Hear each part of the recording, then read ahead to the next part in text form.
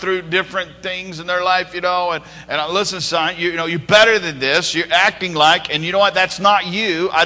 You need to be very careful because words are spirit.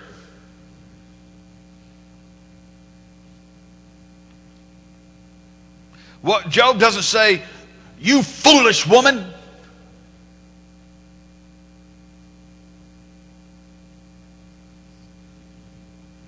He says, you speak as one of the foolish women. And now listen what Job says. Shall we indeed accept good from God? And shall we not accept adversity? In all this, Job did not sin with his lips.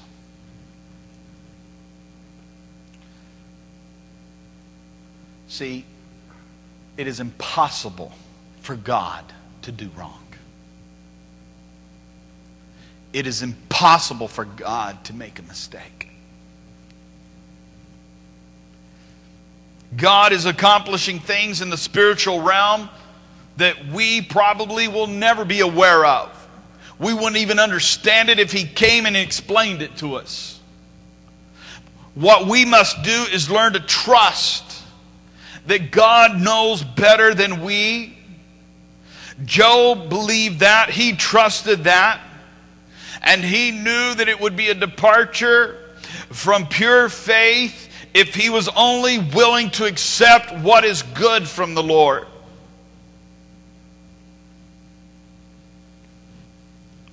His wife, curse God and die. Oh yeah, praise the Lord. When we're getting thousands of camels and thousands of sheep and our children are doing well and food and all these good things are happening that we like, that is appealing to our flesh. Praise the Lord, we accept that. But now a trial, now a test. We're not going to accept that. Hey, God is still God. And God is still the ultimate doer of good. What He is doing is good. It don't seem good. It don't feel good. I know. But we're not God.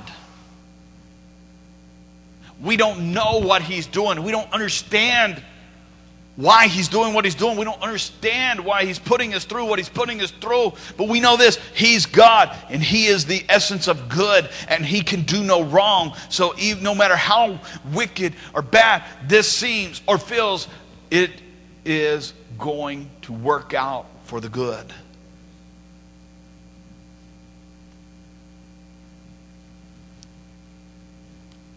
Job is confessing he knows this adversity is from God.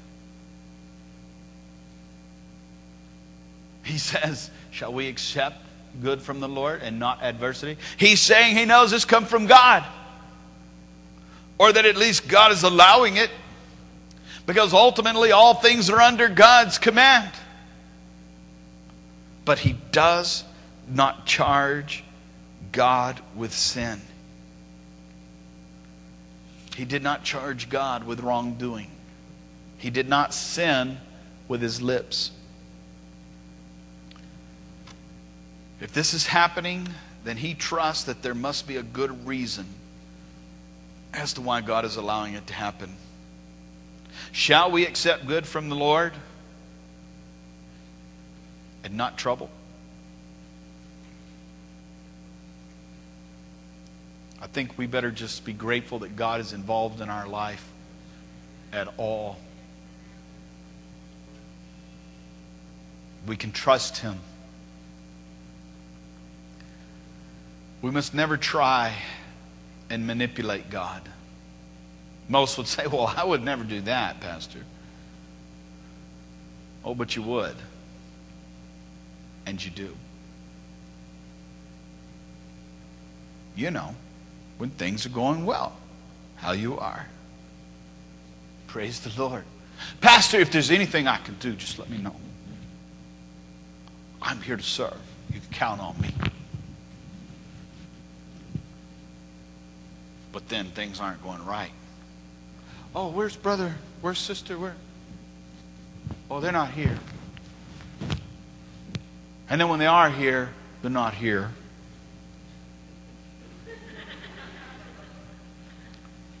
And there you go, like the child who was brought to me a few services back to the back room because the mother was at her wit's end. She didn't know. This kid is throwing a fit. She's trying to worship God. And he's just going crazy. She's at her wit's end. She just brings him over to talk to me. And I said, "What's wrong?" I said, "You have to speak English. I don't know what you're saying." "I want to spend the day at so-and-so's house." And Mama said, "No." So, if she says, "Sure, you can go spend the day at so-and-so's house, and why don't we stop by and get a banana split on the way?" He'd probably be, "How did we sing the song, Mama? Praise the Lord." But because he said no, and today's going to be boring, we're just going to go home, he's going to go into a funk. He's going to be miserable. And he's going to do the best he can to make everybody's life around him miserable. That, my friend, is called manipulation. That's one thing when we see it from a young child. But it's another thing when we see it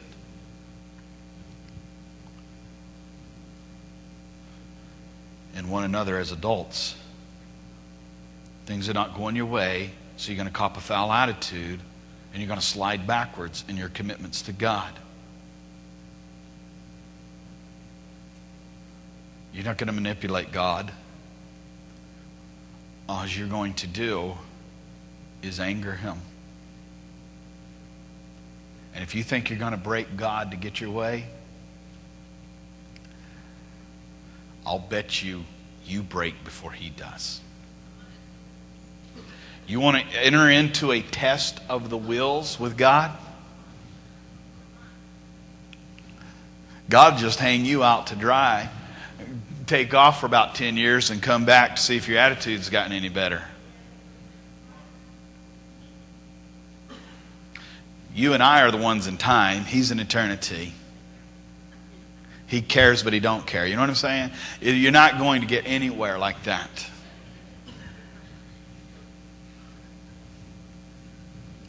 And God's very patient. Parents give in to their children a lot. God's not going to give in to our wicked ways and to our manipulations. It's not Him that's losing, it's us.